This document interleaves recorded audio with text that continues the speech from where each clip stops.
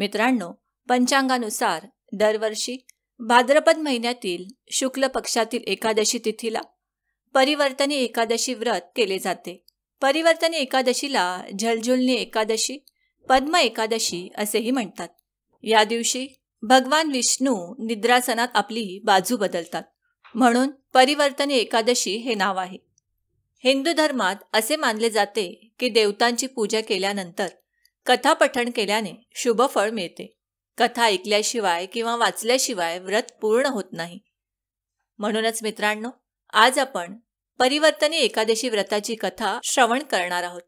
श्रीकृष्ण म्हणाले, राजन, आता सर्व पापांचा नाश करणारी कथा ऐका.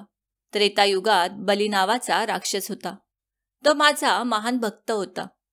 तो निरनिराळ्या प्रकारच्या वेद स्तोत्रांनी माझी पूजा करायचा आणि ब्राह्मणांची व यज्ञांची पूजा नियमितपणे करायचा.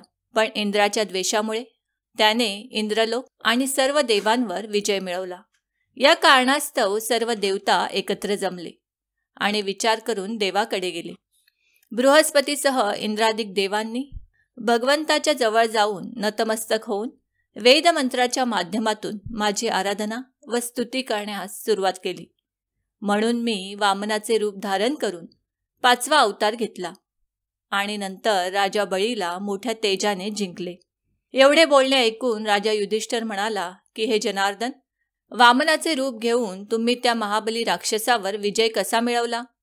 श्रीकृष्ण म्हणू लागले, मी वामनाच्या रूपात ब्रह्मचारी असलेल्या बळीला 3 पावलं जमिनीची मागणी केली आणि म्हणालो, हे माझ्यासाठी 3 लोकांसमान आहे आणि हे राजा तू ते द्यावे. ही विनंती मानून बळी राजाने मला 3 पावले भूमीचा संकल्प दिला आणि मी माझे त्रिविक्रम स्वरूप भूलोकात, भुवरलोकात जांग, स्वर्गात कंबर, महालोकात पोट, जनलोकात हृदय, कंठ अशी वाढ केली. यमलोकात सत्यलोकात मुखाची स्थापना केल्यावर त्यावर मस्तक स्थापित केले.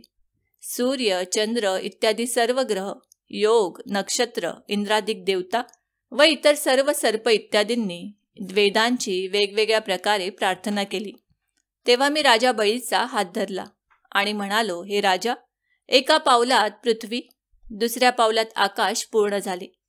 आता 3रं पाऊल कुठे ठेवायचं? तेव्हा बळीने डोके टेकवले आणि मी माझा पाय त्याच्या मस्तकावर ठेवला. त्यामुळे माझा भक्त पाताळात गेला. तेव्हा त्याची विनंती आणि नम्रता पाहून मी म्हणालो, हे बळी, मी नेहमी तुझ्या जवळ असेन. विरोचन पुत्र बळीच्या विनंतीवरून भाद्रपद शुक्ल एकादशीच्या दिवशी बळीच्या आश्रमात माझी मूर्ती बसवण्यात आली.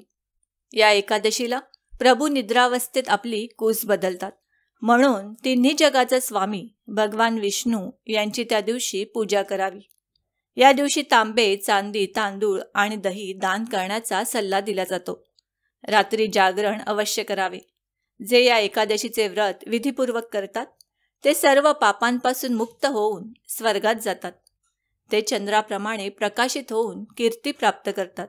पापांचा नाश करणारी ही कथा जे वाचतात किंवा ऐकतात त्यांना 1000 अश्वमेध यज्ञाचे फळ मिळते. परिवर्तनी एकादशी व्रत दशमी तिथीच्या रात्री सुरू होते. दशमी तिथीच्या रात्री ब्रह्मचर्याचे पालन करावे. एकादशीच्या दिवशी ब्रह्ममुहूर्तावर उठावे आणि स्नान केल्यानंतर भगवान विष्णूंच्या मूर्ती किंवा चित्रासमोर बसून उपवास आणि पूजा करण्याचा संकल्प घ्यावा. या दिवशी वामन देवाचीही पूजा करावी. भगवान विष्णूला शुद्ध जल अर्पण करावे. पंचामृताने अभिषेक करावा.